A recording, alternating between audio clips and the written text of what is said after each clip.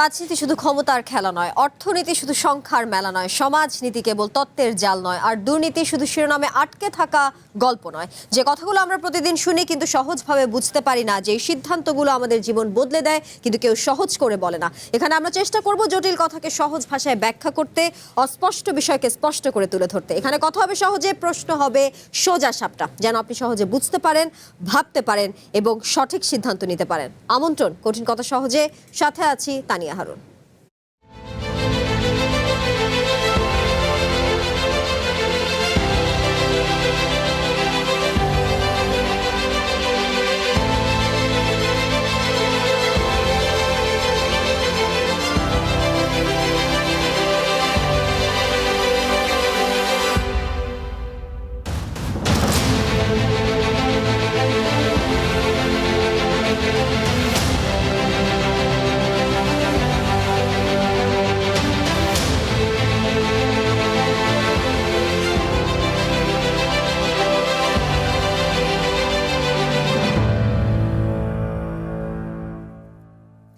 সব জল্পনার অবসান ঘটিয়ে অবশেষে রাষ্ট্রপতি পদে দলের মহাসচিব মির্জা ফখরুল ইসলাম আলমগীরকেই বেছে নিয়েছে বিএনপি। আসন্ন 23তম রাষ্ট্রপতি নির্বাচনে মির্জা ফখরুলের মনোনয়নপত্র দাখিল করেছে দলটি। অন্যদিকে জামায়াত ইসলামীর নেতৃত্বাধীন 11 দলীয় ঐক্যের প্রার্থী হিসেবে এলডিপির চেয়ারম্যান অবসরপ্রাপ্ত কর্নেল অলি আহমদের মনোনয়নপত্র জমা দেওয়া হয়েছে। দীর্ঘ 35 বছর পর রাষ্ট্রপতি পদে নির্বাচন অনুষ্ঠিত হতে যাচ্ছে। যিনি রাষ্ট্রপতি হন তার ক্ষমতার পরিধি বাড়বে কি? জুলাই সনদ এবং বিএনপির নির্বাচনী ইশতেহারেও রাষ্ট্রীয় ক্ষমতার ভারসাম্য প্রতিষ্ঠার কথা রয়েছে, কিন্তু রাষ্ট্রপতি নির্বাচনের আগে কেন সংবিধান সংস্কার করা গেল না? এসব নিয়ে আজকের কঠিন কথা সহজে আজকে আমাদের সাথে স্টুডিওতে উপস্থিত আছেন বিএনপি চেয়ারম্যানের উপদেষ্টা মোহাম্মদ হারুনুর রশিদ, আছেন নাগরিক ঐক্যের সভাপতি মাহমুদুর রহমান মান্না এবং আছেন রাজনীতি ও নিরাপত্তা বিশ্লেষক অবসরপ্রাপ্ত ব্রিগেডিয়ার জেনারেল মোহাম্মদ আব্দুল হক পিএসসি। আপনাদের তিনজনকে আমন্ত্রণ আজকের কঠিন কথা সহজে এই আয়োজনে।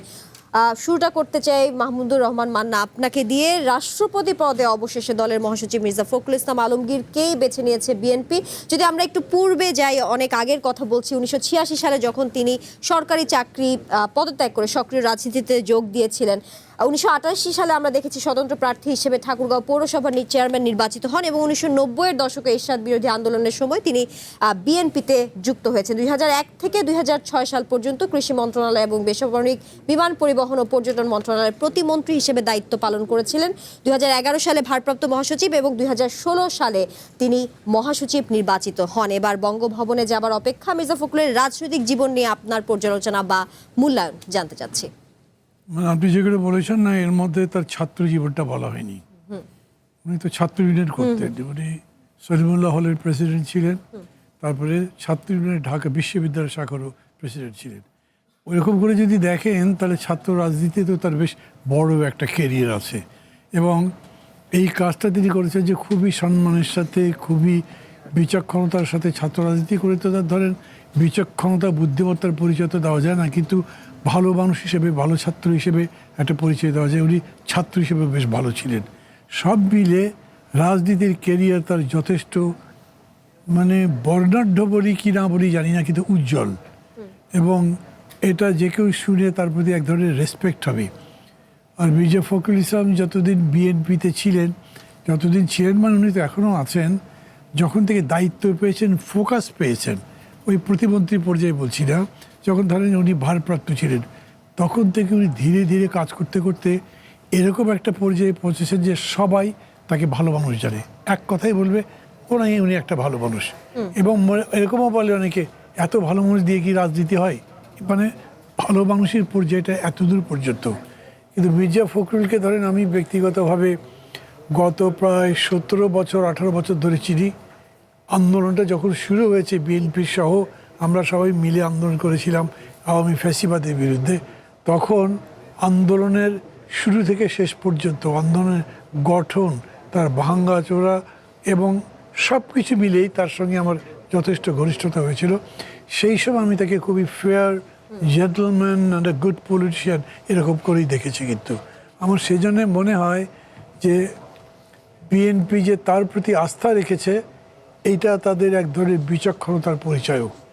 তবে প্রশ্ন হচ্ছে যে 2024-এর পরে প্রেসিডেন্ট ক্যান্ডিডেট বা প্রেসিডেন্ট যিনি হবেন তার সম্পর্কে ধারণাটা কিন্তু আগের চাইতে বদলেছে মানে আগে রাষ্ট্রপতি মানে আমরা মনে করতাম উনি কেবল ওই কিছু জানা যায় যাবেন আর প্রধানমন্ত্রী যেরকম নির্দেশ দেবেন সেই কাজ করবেন, ওর বাইরে ওর কোনো কাজ নাই, যে লিখিত ভাষণ দেবে সেটাই পড়বেন।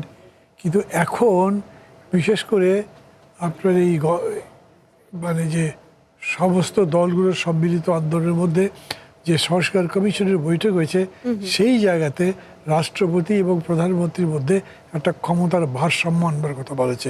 কিন্তু মাইন্ড ইট, ভারসাম্য মানে এটা তো সংসদীয় গণতান্ত্রিক ব্যবস্থা। বাংলাদেশে এলো এই প্রথম touchless RAK sensation water closet.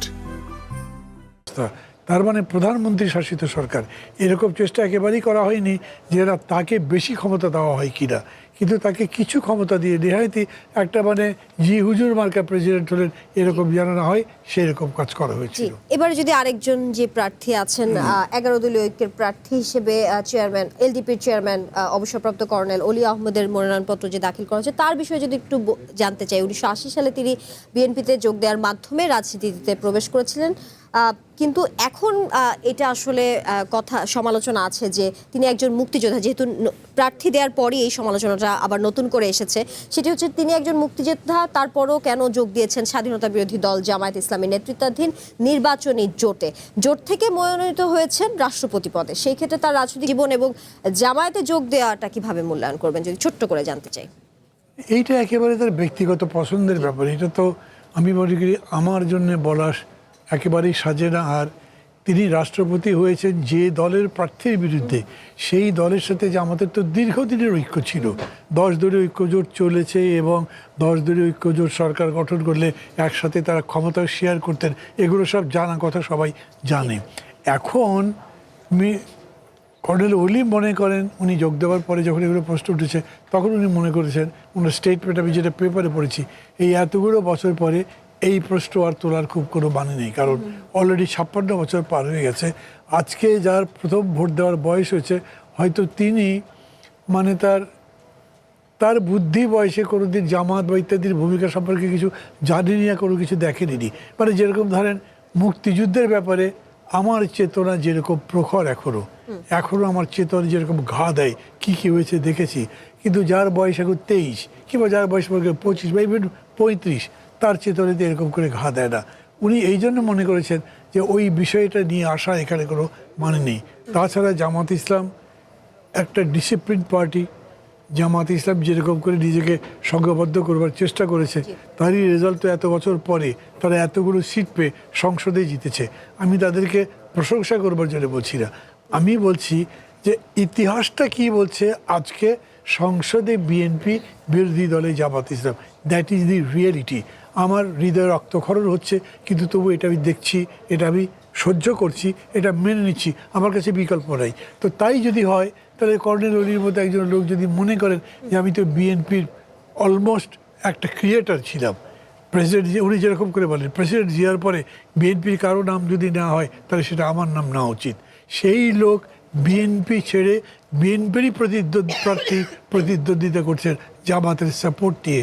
এইটা বিএনপিকেও যেরকম ভাবার উচিত, বিএনপি বলবে সেই সম্পর্কে তারা কী ভাবে, এবং একইভাবে আমি বলবো সমস্ত মানুষেরও ভাবা উচিত যে এই রকম করেই আমরা ইতিহাসের বিশ্লেষণ করব কিনা, মূল্যায়ন করব কিনা। এটা দায়টা ইতিহাসের, দায়টা সমস্ত রাজনীতিবিদদের। জি, আপনাকে ধন্যবাদ মোহাম্মদ হারুনুর রশিদ। 2011 সালে দলের ভারপ্রাপ্ত মহাসচিব এবং 2016 সালে মহাসচিব নির্বাচিত হয়েছিলেন মির্জা ফখরুল ইসলাম আলমগীর। দলের ক্রান্তি লগ্নে তিনি হাল ধরেছিলেন যখন দেশনেত্রী বেগম খালেদা জিয়া জেলে ছিলেন, কিংবা বর্তমান প্রধানমন্ত্রী তারেক রহমান দেশের বাইরে ছিলেন। এই সময় দলের মনোবল চাঙ্গা রেখে তিনি সামনে থেকে নেতৃত্ব দিয়েছেন। সেই ক্ষেত্রে আপনি বিএনপির একজন নেতা হিসেবে তাকে খুব কাছ থেকে দেখেছেন, দলের একজন নেতা হিসেবে মির্জা ফখরুলকে আপনার দৃষ্টিতে কিভাবে মূল্যায়ন করবেন? জি, ধন্যবাদ আজকের চ্যানেল ওয়ানের আমাকে অনুষ্ঠানে আমন্ত্রণ জানানোর জন্য। এখানে উপস্থিত সহ-আলোচকবৃন্দ এবং সকল দর্শক শ্রোতাদের অভিনন্দন, শুভেচ্ছা। আজকে আলোচ্য বিষয় করেছেন কঠিন কথা সহজে বলার অনুষ্ঠানে মহামান্য রাষ্ট্রপতির সামনে যে নির্বাচন হতে যাচ্ছে বিষয়কে নিয়ে নির্ধারণ করেছেন।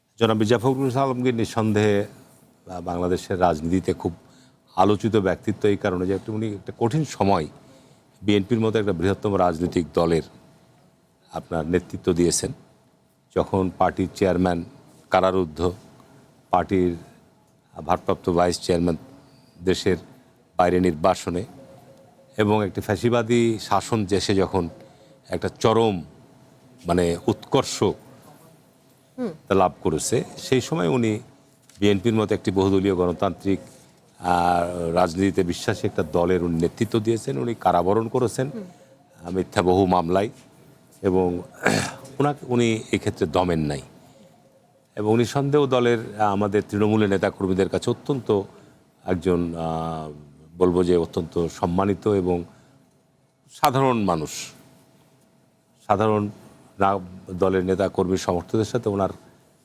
কথাবার্তা, ওঠা বসা, মেলামেশাটা খুবই সাধারণ। আমার সাথে ওনার পরিচয় প্রায় বলা যায় প্রায় গত লাস্ট 30 বছর আগে, 1996 সালের পর ওনার সঙ্গে আমার পরিচয় হয়। উনি 2001 সালে মন্ত্রীর দায়িত্ব পালন করেছেন। তারপরে তো আপনার যেটা মান্না ভাই বলল ইতিহাস, সে একই ইতিহাস।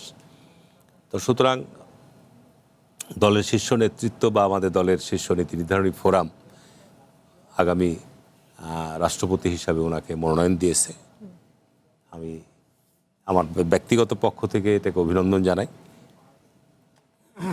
সময়ের ব্যাপার এখন আপনার আগামী 20 তারিখে মনে হয় নির্বাচন অনুষ্ঠিত হবে। এটা জাস্ট একটা আপনার আমি বলবো যে আপনার আমাদের যে সাংবিধানিক ধারাবাহিকতার যে বিধানগুলো রয়েছে দীর্ঘ 35 বছর পর, তার কারণ এখানে বিএনপি পার্লামেন্টে মেজরিটি, 2/3 মেজরিটি, সুতরাং এখানে যা সময়ের ব্যাপার এখন শুধু জাস্ট নির্বাচনী ফলাফল ঘোষণা করা। সেই ক্ষেত্রে আমরা ধরেই নিতে পারি যে উনি নির্বাচনের পর জাস্ট আনুষ্ঠানিকতার মধ্য দিয়ে উনি শপথ গ্রহণ করবে। জি, তো এইখানে আপনার রাষ্ট্রপতি হিসাবে আমাদের যেহেতু সংসদীয় গণতান্ত্রিক ব্যবস্থা, যেটা মান্না ভাই বলল যে আমাদের সংসদীয় গণতান্ত্রিক ব্যবস্থা, এখানে রাষ্ট্রপতির যে আমাদের সাংবিধানিক বর্তমান যে সংবিধান, সেই সংবিধান অনুযায়ী রাষ্ট্রপতি কয়েকটা বিষয় ছাড়া সকল বিষয়েই মাননীয় প্রধানমন্ত্রীর সাথে ক্রমে উনি সিদ্ধান্ত গ্রহণ করেন। ওইটাতে আসবো আমরা। জি, জিয়াউর রহমানের হাত ধরেই অবসরপ্রাপ্ত কর্নেল অলি আহমেদের রাজনীতিতে প্রবেশ। 1991 থেকে 2001 সাল পর্যন্ত টানা 4 বার তিনি বিএনপির টিকেটে এমপি হয়েছেন। বিএনপি থেকে বেরিয়ে 2006 সালে তার নেতৃত্বে এলডিপি গঠন করা হয়। 4 বার এমপি হবার পরও কর্নেল অলির সঙ্গে বিএনপির কোনো মতবিরোধের কারণ আছে কিনা, কারণটা থাকলে আমি ব্যক্তিগতভাবে জনাব অলি আহমেদকে অত্যন্ত সম্মান এবং শ্রদ্ধা করতাম। আমার 80 দশকের ছাত্র রাজনীতির সময় উনি আমাদের একটা মানে বলবো যে দর্শন ছিল। তার কারণ উনি একজন মুক্তিযোদ্ধা এবং রাজনৈতিকভাবে উনি আপনার স্বাধীনতা বিরোধী শক্তির কঠোর বিরুদ্ধাচারণকারী ব্যক্তি ছিলেন, দলের অভ্যন্তরে প্রকাশ্য সমস্ত ক্ষেত্রেই। এবং আপনার 1991 সালে উনি বিএনপি যখন ক্ষমতায় আসে, সেই সময় উনি সরকারের যোগাযোগ মন্ত্রণালয়ের দায়িত্ব পালন করেছেন সফলতার সাথে। এবং ওনার সাথে দলের যে বিরোধটা তৈরি হয় সেটা ইতিমধ্যেই আপনারা জানেন, গণমাধ্যমে এসছে যে উনি ওনার নির্বাচনী এলাকা সহ 2টো আসনের নির্বাচনে মনোনয়ন চেয়েছিলেন। সেই ক্ষেত্রে বিএনপির সঙ্গে জামাতের জোট ছিল, সেই ক্ষেত্রে নিজ বিরোধের তৈরি হয়। এবং পরবর্তীতে উনি দল ত্যাগ করে আপনার এলডিপি গঠন করেন। এলডিপি গঠন করে আপনার আমি বলবো যে 111-এর কুশীলবও ছিলেন উনি। আপনার বাংলাদেশে যে গণতান্ত্রিক যাত্রাপথে যে বড় ধরনের একটা ধাক্কা বা হোঁচট খেয়েছিল আমার 111-এর মধ্য দিয়ে, তারও কুশীলবের মধ্যে উনি একজন আমি মনে করি।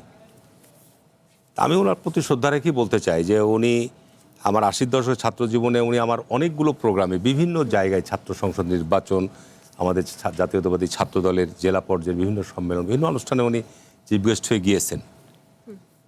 কিন্তু এখন উনি যে রাজনৈতিক দর্শনের সাথে আজকে সম্পৃক্ত হয়েছেন, এটা যায় না, কোনোভাবে মিলে না, এটা কোনোভাবেই মেলে না। 1971 সালে যে মুক্তিযুদ্ধ অনুষ্ঠিত হয়েছে, সেটা যুদ্ধটা কার সাথে হয়েছে? তাদের সাথেই হয়েছে যারা এদেশে স্বাধীনতা চায়নি, যারা এদেশে স্বাধীনতার বিরোধিতা করেছে, তাদের সঙ্গেই কিন্তু উনি যুদ্ধ করেছেন। সুতরাং আমি সরাসরি বলবো যে 71-এ যাদের সঙ্গে উনি সরাসরি শত্রুপক্ষ হিসেবে যুদ্ধ করলেন, এখন শত্রুর সাথে উনি মিত্রতা করেছেন। এবং মিত্রতা শুধু নয়, এখানে জামাতকে বাংলাদেশের রাজনীতিতে নতুন একটা মানে চরিত্র, যে জামাতের মতো রাজনৈতিক দল সেখানে মুক্তিযোদ্ধা, যে এখানে নির্বাচনে কিন্তু একটা মানে আপনার জাস্ট এখানে দেখা যাচ্ছে নির্বাচনে তাদের কত কত কত ভোট কয়টা আছে, নির্বাচন নামমাত্র একটা নির্বাচন হবে আপনার এখানে। বিএনপির প্রার্থী নিশ্চিন্তে আপনার বিজয় লাভ করবে, যে কারণে গত 35 বছর আপনার যে সরকারি দল যারা নির্বাচনের প্রার্থী ছিল নির্বাচন হয় নাই।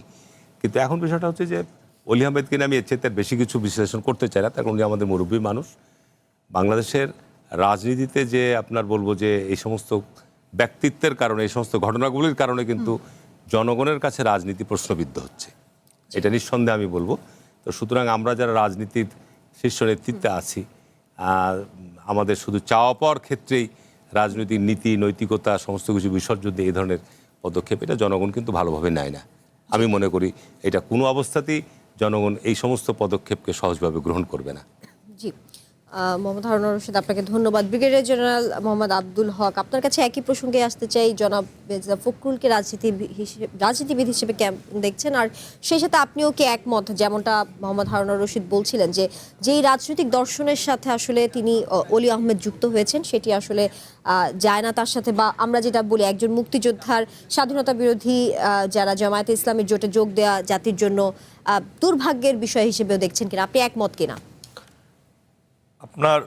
আমার আগে আমার শ্রদ্ধেয় মাহমুদুর রহমান মান্না ভাই, আমার অত্যন্ত প্রিয় একজন মানুষ এবং নেতা, তার মুখ থেকে কথা শুনেছেন, এবং একই সাথে আমাদের প্রাক্তন এমপি শ্রদ্ধেয় হারুন ভাইয়ের কাছ থেকে কথা শুনলাম।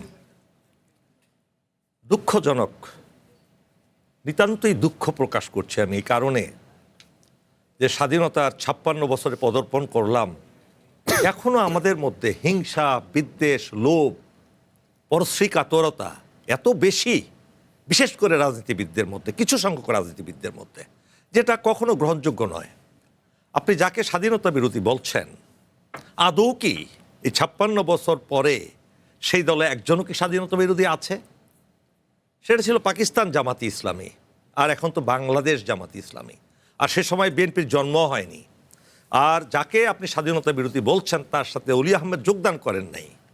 অলি আহমেদ জোটের একটা অংশ, যে অংশ ছিল বিএনপির দীর্ঘদিনের সহযাত্রী ছিল এই জামাত ইসলামী, বিএনপির সাথে মন্ত্রিত্ব করেছে, সরকারে অংশগ্রহণ করেছে। তখন কি স্বাধীনতা বিরোধী কথা বলেননি কেন? তখন বলেননি কেন? বেগম খালেদা জিয়া এমন কোনো কাজ করেননি যেটা দেশের বিরুদ্ধে যায়।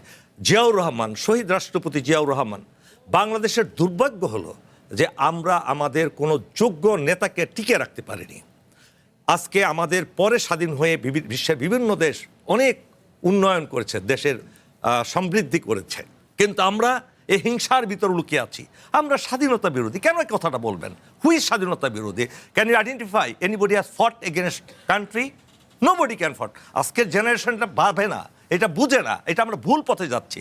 আজকে যার সাথে আপনি ঘর করলেন তাকেই পরের দিন আপনি অপবাদ দিলেন, এটা সঠিক নয়। নেক্সট দেখুন, আমি দুইজন প্রার্থীকে ঘনিষ্ঠভাবে চিনি এবং তাদের সাথে আমার খুব ঘনিষ্ঠতা ছিল, আছে। যেমন কর্নেল অলি আহমেদ। কর্নেল অলি আহমেদের জীবনী আমি লিখেছি। কর্নেল অলি আহমেদ, আপনি কিভাবে বললেন যে সে জামাতে যোগদান করেছে? সে জামাতে যোগদান করে নাই। জামাত 11 দলীয় জোটের একটা অংশ। সেটা কি ভুল করেছেন তিনি, কি অন্যায় করেছেন? বেগম খালেদা যদি করতে পারেন, শহীদ রাষ্ট্রপতি জিয়াউর রহমান, তার পার্লামেন্ট, তার ক্যাবিনেটে সেই সময়ে কতজন মন্ত্রী রাজাকার ছিলেন সেইটা আগে খুঁজতেন। তারা কি স্বাধীনতা বিরোধী ছিলেন? যখন জিয়াউর রহমানকে একটা প্রশ্ন করলেন একদিন সাংবাদিক, আপনি স্বাধীনতা বিরোধীকে শাহজিজুর রহমানকে কেন প্রধানমন্ত্রী করেছেন? আমি তো করিনি, জনগণ তাকে ভোট দিয়ে নির্বাচিত করেছে, এবং পার্লামেন্ট মেম্বার হলে যে কাউকে আমি তাকে সেই পদ দিতে পারি, এই স্পষ্ট উত্তর ছিল। একইভাবে এই স্বাধীনতা বিরোধী এই তকমা দিয়ে কথা বলতে বলতে ফেনা তুলে দেশটাকে আমরা রসাতলে দিচ্ছি, দেশে হিংসার বাষ্প ছড়িয়ে দিচ্ছি। এই শিক্ষা প্রতিষ্ঠানে, সরকারি প্রতিষ্ঠানে, সর্বত্র এই হিংসা বিদ্বেষ দিয়ে কি রাষ্ট্র কখনো এগিয়ে যাবে? কি অর্জন করতে পারছেন? আজকে আমি যদি তাদের পক্ষে কথা বলি, আপনি আমাকেও রাজাকার বলবেন, আলপদে বলবেন। হুই হ্যাজ টট দিস থিং? কে এটার বেনিফিশিয়ারি হচ্ছে? আজকের এই বেনিফিশিয়ারি হয়ে ভারত তাদের আধিপত্য বিস্তার করছে আমাদের উপরে।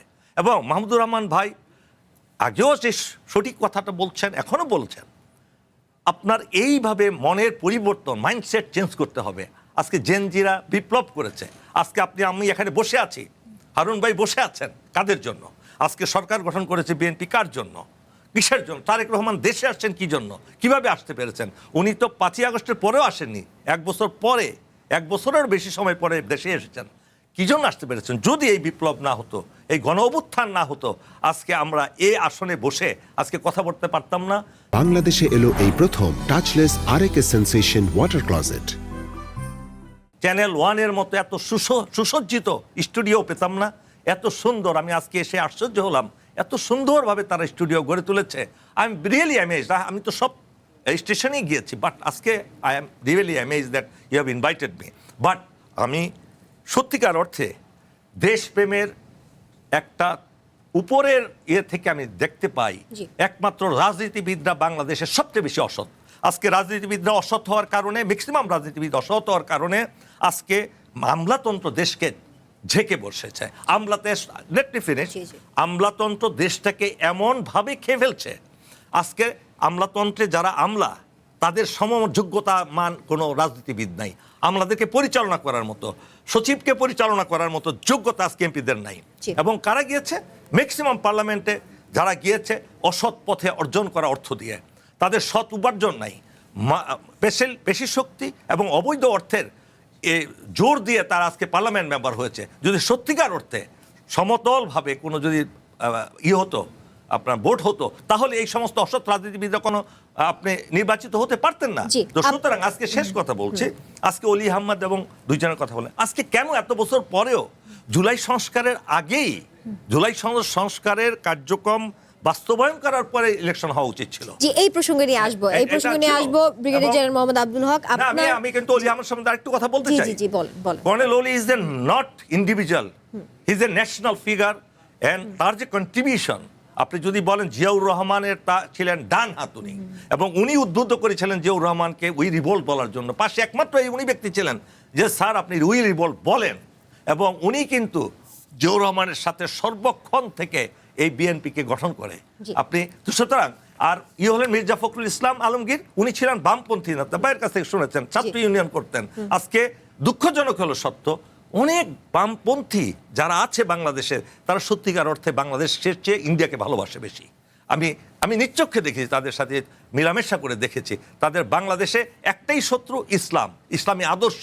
ইসলামী আদর্শের বিরুদ্ধে কথা বলতে পারলেই তাদের খুব তাদের মধ্যে শক্ত আবেগের সৃষ্টি হয়। এটা কখনো দেশের জন্য ভালো নয়। আপনি 93% মুসলমানের দেশে আপনি ইসলামের বিরোধিতা করবেন, ইসলামের বিরুদ্ধে কথা বলবেন, সে কখনোই দেশের পক্ষে কথা হলো না। জি, মোহাম্মদ হারুন রশিদ, হারুন আপনার কাছে একটু ছোট্ট করে 30 সেকেন্ডে জানতে চাই, এই প্রসঙ্গ ঘিরেই যেহেতু বলছিলেন ব্রিগেডিয়ার জেনারেল মোহাম্মদ আব্দুল হক, বিএনপি যখন জোটে ছিল জামায়াতের সাথে, তখন আসলে এই স্বাধীনতা বিরোধী কেন তারা বলতো না, বা তখনও কি সোচ্চার ছিলেন যেমনটা এখন বলছিলেন?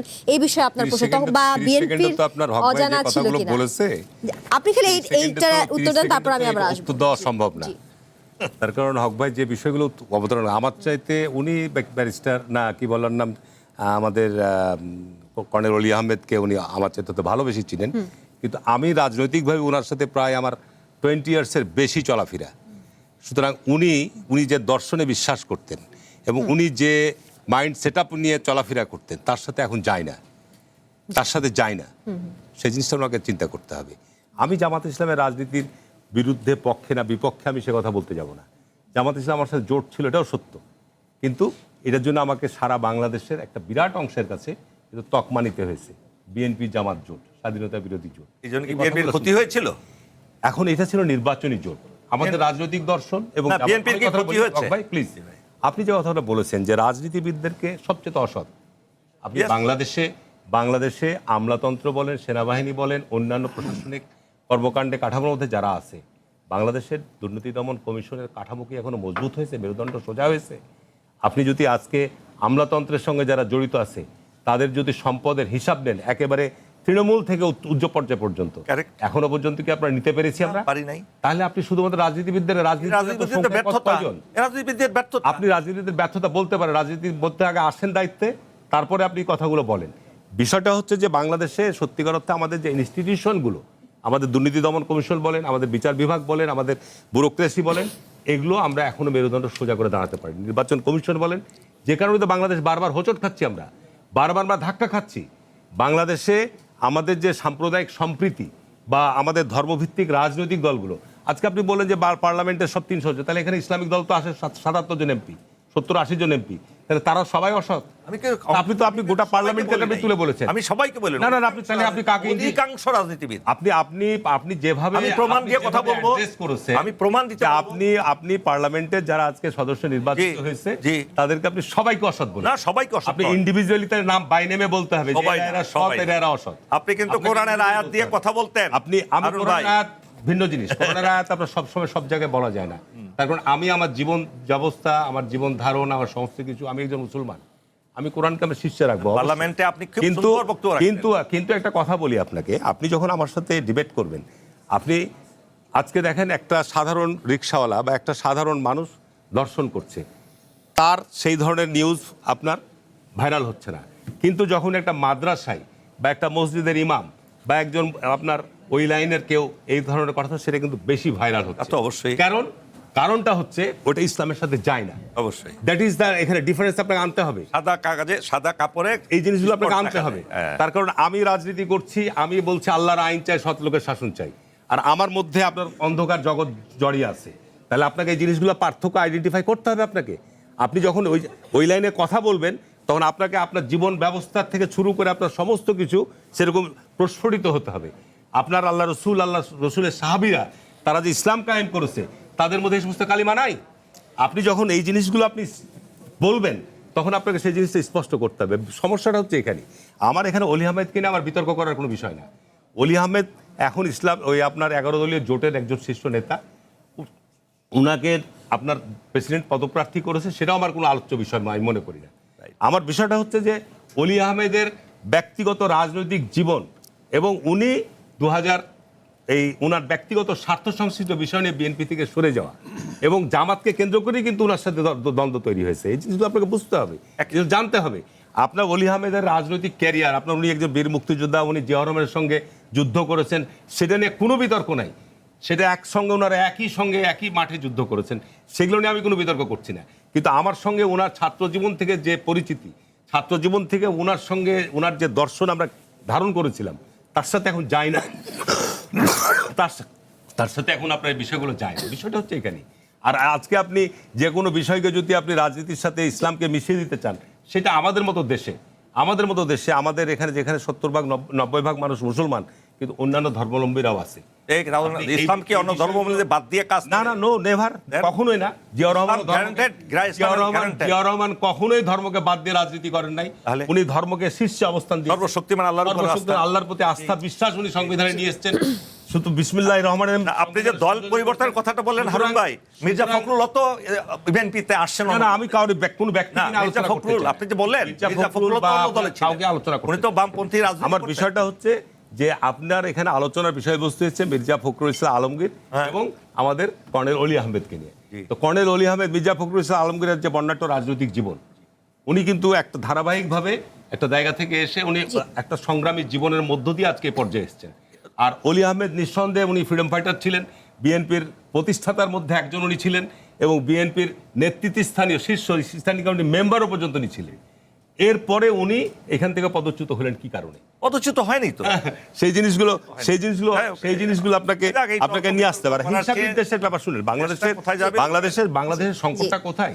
আমরা আমাদের গণতান্ত্রিক ইনস্টিটিউশনগুলোকে একটা জায়গায় নিয়ে যেতে পারিনি। আপনি আজকে সরকারের বয়স 3 মাস হয়নি, আপনি 3 মাস না হলে সরকারকে ফেলে দেব। আজকে জামাত ইসলাম ক্ষমতায় বসে দিচ্ছে, বাংলাদেশের সংকট কে বলছে সরকারকে ফেলে দিব? আপনার যারা আজকে বিরোধী দলে আছে, বিরোধী জোটে আছে, আমরা চলেন দেশ গড়ার কথা বলি। আপনি আওয়ামী লীগের মতো যদি আপনি 91 সালে ক্ষমতায় আসার পর শেখ হাসিনা বললো যে একদিন শান্তি থাকতে দেবো না, তা আজকে তো দেখছি তো বিরোধী দল এই তাদের স্ট্রেন্থ নিয়ে এই অবস্থা নিয়ে একদিনই বলছে যে বিএনপি ক্ষমতা থাকতে দেবো না। আমরা আবারও আলোচনায় ফিরবো, একটি বিরতি নিয়ে ফিরছি। সময় হলো ছোট্ট একটি বিরতির, সঙ্গে থাকুন।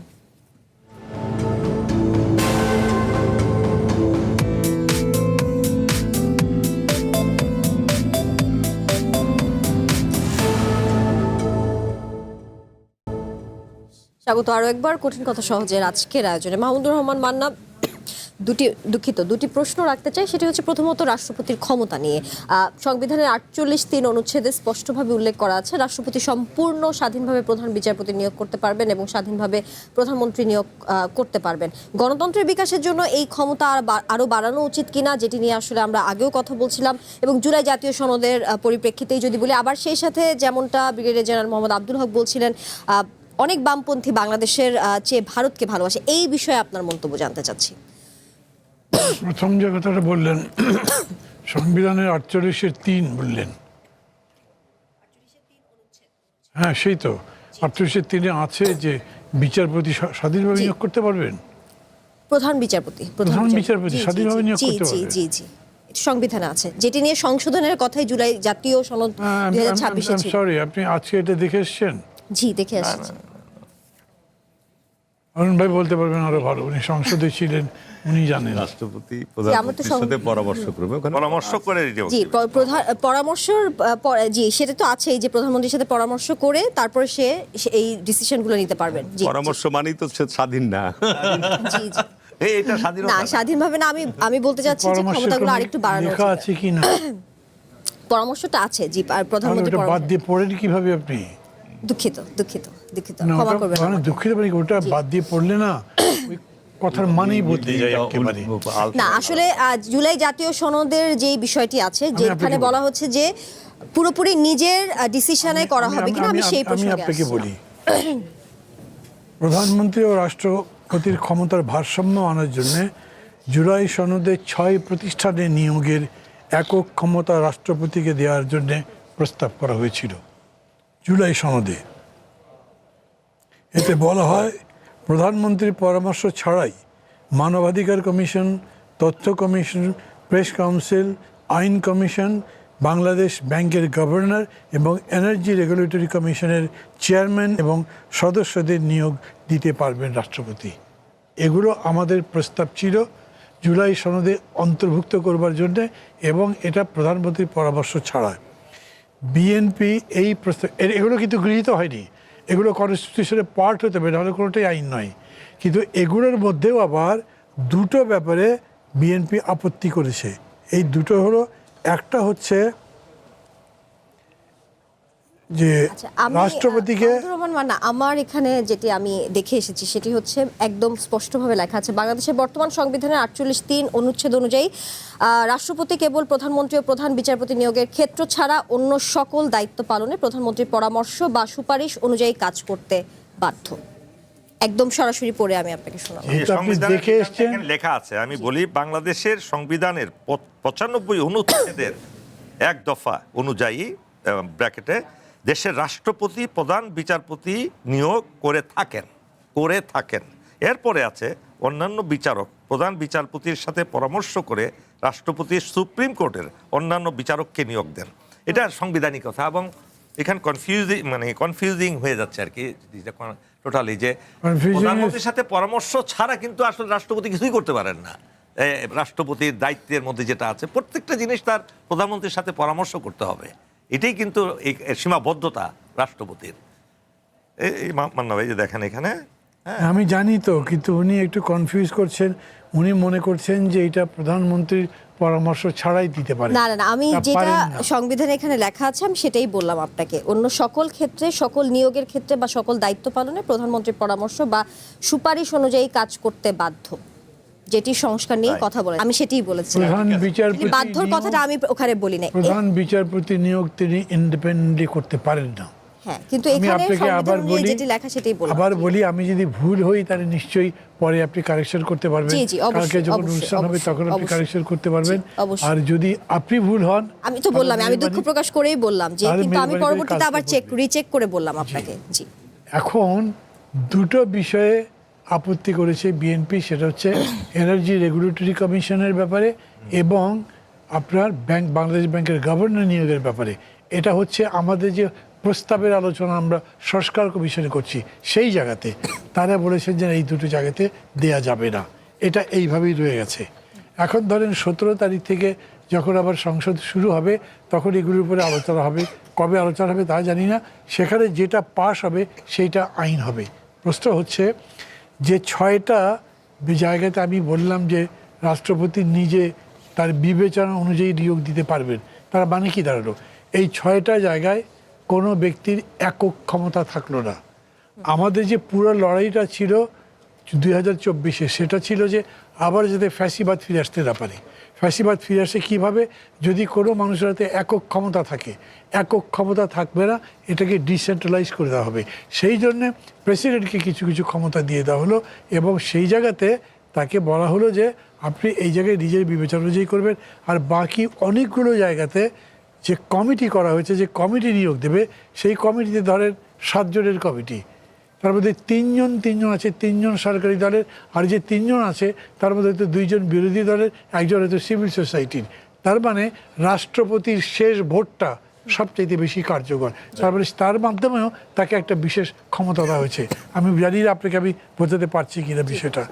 এই হিসেবে এখন আমাকে যদি জিজ্ঞেস করেন, আমি আশাবাদী হতে চাই যে নতুন রাষ্ট্রপতি যিনি হবেন, ধরে নেওয়া যেতে পারে যে এটা মির্জা ফখরুল ইসলাম আলমগীর হবেন। তিনি যেন তার সেই ব্যক্তিত্ব প্রয়োগ করেন, তিনি যেন তার ক্ষমতা প্রয়োগ করেন এবং দেশকে কোনো এক ব্যক্তির সমস্ত ক্ষমতা তুলে দেবার বন্দোবস্তের মধ্যে না যান। এটা যদি উনি করতে পারেন তাহলে দেশে গণতন্ত্রের জন্য একটা পথ উন্মুক্ত হয়। নাহলে হয় কি, ধরেন একই মানুষ, তিনি ভালো মানুষ, সব দিক দিয়ে ভালো মানুষ, তাকে যদি আপনি পুলিশের প্রধানের নিয়োগ দেন, তাকে আর্মির প্রধানের নিয়োগ দেন, বাংলাদেশ ব্যাংকের গভর্নর নিয়োগ দেন, তারপর প্রধান বিচারপতি নিয়োগ দেন, তো সব ক্ষমতা তার হাতে যদি থাকে তাহলে তার বাইরে তো কেউ যেতে পারবে না। যে কোনো মামলার রায় উনি তার ইচ্ছা মতো আনতে পারবে, যে কোনো লোককে ধরে আনবে তার নির্দেশ মতো, যে কোনো একটা যুদ্ধ যদি লাগিয়ে দেয় সেটাও তার মতো হবে। আর্মি তার কথাই চলবে, পুলিশ তার কথাই চলবে, কোর্ট তার কথাই চলবে, ব্যাংকগুলো তার কথাই চলবে, এরকম করে হয় না। এই জায়গাতে যে ডিস্ট্রিবিউশনটা করা হয়েছে, যে প্রধানমন্ত্রী এবং রাষ্ট্রপতির মধ্যে যাতে একটা ব্যালেন্স থাকে, ব্যালেন্স বলতে আমি বলছি, আবার বলি, সংসদীয় পদ্ধতিতে অবশ্যই প্রধানমন্ত্রীর হাতেই সবচেয়ে বেশি ক্ষমতা থাকবে, কিন্তু এই কয়টা জায়গাতে ক্ষমতার একটা ভাগ বন্টন থাকবে, ভারসাম্য। এটাই কথা বলা হয়েছে। জি। তাতে করে আপনার কোনো এককভাবে কোনো ব্যক্তির একক ক্ষমতার অধিকার হওয়ার সুযোগ থাকবে না। জি, মোহাম্মদ হারুন রশিদ হারুন, জুলাই জাতীয় সনদে রাষ্ট্রপতিকে প্রধানমন্ত্রীর নিয়ন্ত্রণ মুক্ত হয়ে স্বাধীনভাবে কাজ করার জন্য বেশ কিছু সুনির্দিষ্ট দায়িত্ব দেওয়ার প্রস্তাব করা হয়েছে। জাতীয় সংসদের চিফ হুইপ নুরুল ইসলাম মনি বলেছেন, আমরা জুলাই জাতীয় সনদের আলোকে সংবিধান সংশোধন করতে প্রতিশ্রুতিবদ্ধ। এজন্য আমরা শুধুমাত্র জুলাই জাতীয় সনদই নয়, জুলাইয়ের সঙ্গে সম্পৃক্ত সকলের মতামত নিয়েই সংবিধান সংশোধন করব। জুলাই সনদে শুধু নয়, আমাদের নির্বাচনী ইশতেহারেও রাষ্ট্রপতির ক্ষমতা বাড়ানোর প্রতিশ্রুতি রয়েছে এবং এটার জন্য একটি বিশেষ কমিটি কাজ করছে, এমনটা তিনি উল্লেখ করেছেন। জুলাই সনদ এবং বিএনপির ইশতেহারে ক্ষমতার ভারসাম্য প্রসঙ্গে যে মিল রয়েছে, এর বাস্তবায়ন কিভাবে হবে? সরকারের মেয়াদ তো মাত্র কয়েক মাস হয়েছে, 2টা অধিবেশন গিয়েছে, একটা বাজেট অধিবেশন আর প্রথম অধিবেশন, 3য় অধিবেশন আহ্বান করা হয়েছে। ইতিমধ্যে কিন্তু আপনার সংবিধান সংশোধনের একটা কমিটি গঠনও করা হয়েছে আমাদের মাননীয় স্বরাষ্ট্রমন্ত্রীর প্রধান করে আরও সদস্যদেরকে নিয়ে। একটা বিশদ বিতর্ক চলছে সংস্কার এবং সংশোধন। বিরোধী পক্ষ চাচ্ছে সংবিধান সংস্কারের কথা বলছে, আর সাধারণত এ পর্যন্ত আমাদের যে সংবিধান 72-এর সংবিধান, এ পর্যন্ত 15টার সংশোধনী হয়েছে। তার কারণ আপনার সংস্কার এবং বাংলার আবিধানিক অর্থগতভাবে সংবিধান সংস্কার বা সংবিধান সংশোধন বিশেষ কোনো পার্থক্য নাই। এখন ওই যে আমার ভাই বলল, বড় ভাই বলল যে আপনার হিংসা বিদ্বেষ এবং ভাষার আপনার এই মারপ্যাচের কারণে, যেমন আপনার আমরা একসময় আন্দোলন করলাম আপনার তত্ত্বাবধায়ক সরকারের দাবিতে, কিন্তু তত্ত্বাবধায়ক সরকার ব্যবস্থা সংবিধানে প্রবর্তিত হওয়ার পর আমরা কি দেশের গণতান্ত্রিক ইনস্টিটিউশন শক্তিশালী করতে পেরেছি, বা ওই পদ্ধতি দিয়ে কি আমাদের আকাঙ্ক্ষিত জায়গায় আমরা জায়গায় পৌঁছতে পেরেছি? আমাদের মূল দুর্বলতাগুলো কোথায়? আমাদের মূল দুর্বলতাগুলো হচ্ছে আমাদের যে বাংলাদেশের রাষ্ট্রীয় কাঠামোর যে সাংবিধানিক প্রতিষ্ঠানগুলো আছে, এগুলোকে আমাকে শক্তিশালী করতে হবে। আমরা প্রধানমন্ত্রী রাষ্ট্রপতির ভারসাম্যের কথা বলছি, আমাদের দেশের সংকটটা কোথায়? আমাদের দেশে যদি আমি শৃঙ্খলা তৈরি করতে না পারি, সে প্রশাসনই হোক, আপনার সেনাবাহিনীতেই হোক, আমার আইন শৃঙ্খলা বাহিনীতেই হোক, প্রত্যেক জায়গায় একটা ডিসিপ্লিন তৈরি আমাদের আনতে, রাজনীতির দলগুলোর মধ্যেও আমার শৃঙ্খলা আনতে হবে, জবাবদিহিতা আনতে হবে। এই জায়গা যদি আমি তৈরি করতে না পারি, তাহলে কিন্তু আমি কোনো কিছু অর্জন আমি করতে পারবো না। আমাদের সংকটটা হচ্ছে যে আমাদের এই জায়গাগুলোতে জবাবদিহিতার যথেষ্ট ঘাটতি আছে সব জায়গাতেই। আমি রাজনৈতিক দলগুলোর মধ্যে জবাবদিহিতার ঘাটতি আছে, আমাদের রাষ্ট্রীয় কাঠামোর যে প্রতিষ্ঠানগুলো আছে সেগুলোর ক্ষেত্রেও জবাবদিহিতার যথেষ্ট ঘাটতি আছে। এই জায়গাগুলো যদি আমরা রাজনৈতিক দলগুলো ঐক্যবদ্ধভাবে এই জায়গাগুলোকে শক্তিশালী করার আমরা চেষ্টা করি, তাহলে কিন্তু আমাদের অনেক সংকট থেকে আমরা বেরিয়ে আসতে পারবো। আমাদের মধ্যে হিংসা বিদ্বেষটা কেন? আমি যখন এমপি হচ্ছি বা আমি মন্ত্রী হচ্ছি, আমার এমন একটা ক্ষমতা, বাংলাদেশে এলো এই প্রথম touchless RAK sensation water closet. আমি মনে করছি যে আমি সর্বেসর্বা, কিন্তু এখানে আমার যে একটা দায়িত্ববোধ, আমার যে আপনার জবাবদিহিতা, দায়বদ্ধতা, এই জিনিসগুলোকে আমরা খুব একটা বেশি আমলে মনে করি না। যে কারণে আমি মনে করি যে আমাদের এই 56 বছরে আমাদের সংকট, আপনি আলোচনা প্রসঙ্গে এসছে যে আমাদের মধ্যে হিংসা বিদ্বেষ, আপনি 71কে আমি বাদ দিয়ে কোনো আলোচনা করতে পারবো না। আমি বর্তমান সময়ের প্রেক্ষাপটে বর্তমান প্রজন্ম আপনার এই জুলাই আগস্টের ঘটনাকে কেন্দ্র করে 24-এর আলোচনা আনতে পারবেন না।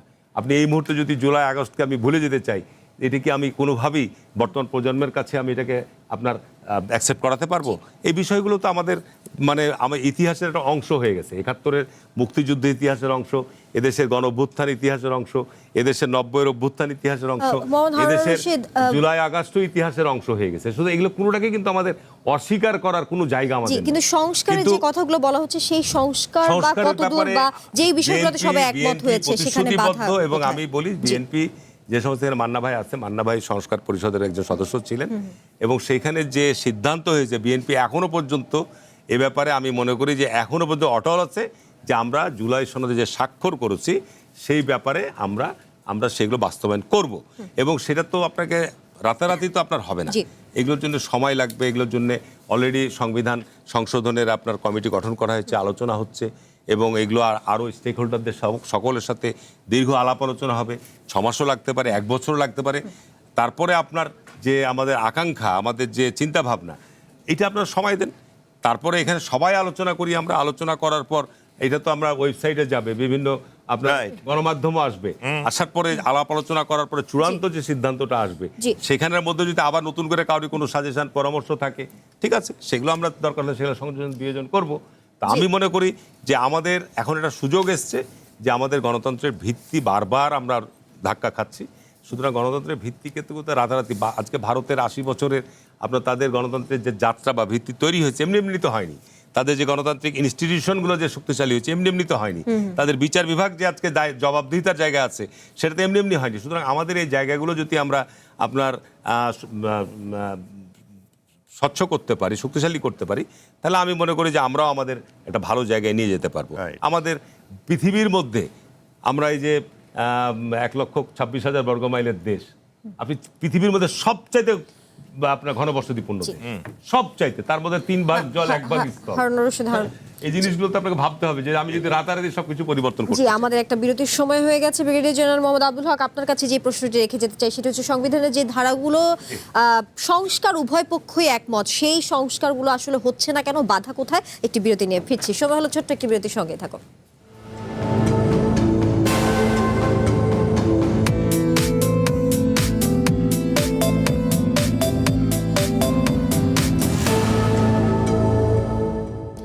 স্বাগত আরও একবার কঠিন কথা সহজের আজকের আয়োজনে। ব্রিগেডিয়ার জেনারেল মোহাম্মদ আব্দুল হক, যেমনটা প্রশ্ন রেখেছিলাম যে সংবিধানের যেই ধারাগুলো সংস্কার উভয় পক্ষে একমত, মোহাম্মদ হারুনুর রশিদকেও সেই প্রশ্নটা করেছিলাম, তাহলে সংস্কার হচ্ছে না কেন, বাধা কোথায়?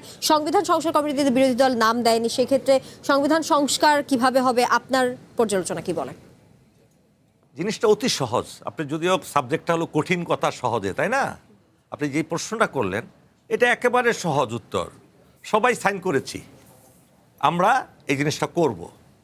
আমরা 4 জন, আপনারা এখানে 4 জন আমরা সাইন করেছি, কিন্তু আমাকে আপনি ক্ষমতা পেয়ে গেলাম, আমি বললাম যারা আমি সাইন মানি না, আমি এটা মানি না, এটা বলেছি একতা বজায় রাখার জন্য, যাতে ভোটটা হয়, এটার জন্য আমি আমার কমিটমেন্ট রক্ষা করলাম না। এখানেই সংকট, আর কিছু না।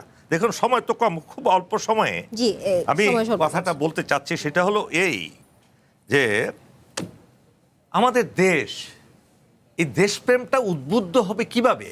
কেন আমাদের মধ্যে দেশপ্রেমের এক নিষ্ঠতা নাই? দেশপ্রেমটাকে এক একজনে এক এক অ্যাঙ্গেলে দেখি। আজকে ভারতের মতো বিশাল একটা রাষ্ট্র, সেখানে 150 কোটি লোক, আজকে দেখেন এক হিন্দুত্ববাদের উপরে টপ টু বটম এক হয়ে গেছে।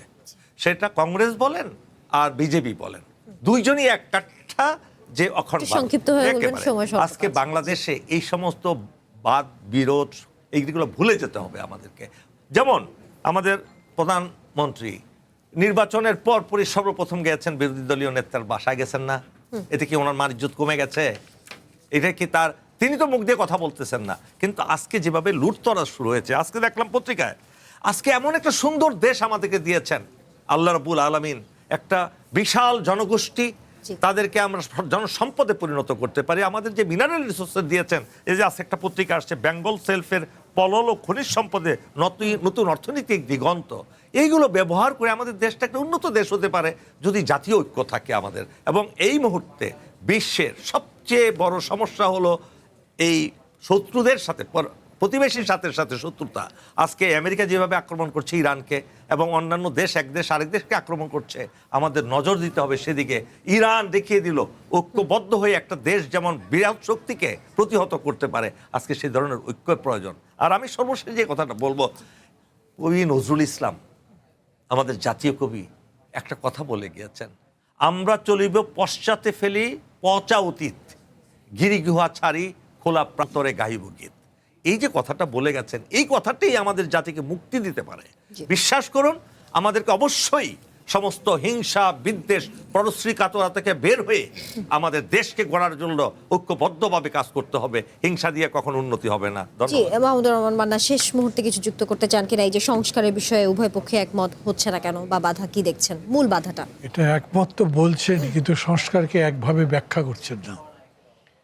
সংস্কারের প্রস্তাবনায় জুলাই সনদের সবশেষে একটা জিনিস বলা আছে যে কোনো দল নির্বাচনে যদি জনগণের ম্যান্ডেট পায়, তাহলে তারা সংস্কার করবে ম্যান্ডেটের আলোকে, সেই ক্ষমতা তাদের দেওয়া হবে, বা সেই ক্ষমতা তাদের অটোমেটিক্যালি হবে।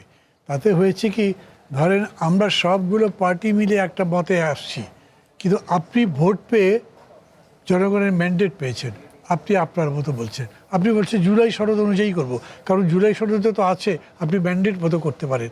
আমি কিন্তু আপনার ম্যান্ডেট মতো নাই, আমি আমার জায়গাতে আছি, ফলে বিরোধ হচ্ছে। যেমন আমি বললাম, প্রধান বিচারপতি নিয়োগ নিয়ে বিতর্ক আছে, যতগুলো কনস্টিটিউশনাল পজিশন আছে সেগুলো নিয়ে বিতর্ক আছে, তারপরে ধর বিচারপতিদের নিয়োগের ব্যাপারে বিতর্ক আছে, সুপ্রিম কোর্টের যে একটা সচিবালয় হবার কথা ছিল সেই ব্যাপারে বিতর্ক আছে, এগুলোতে কোনো মিলছে না।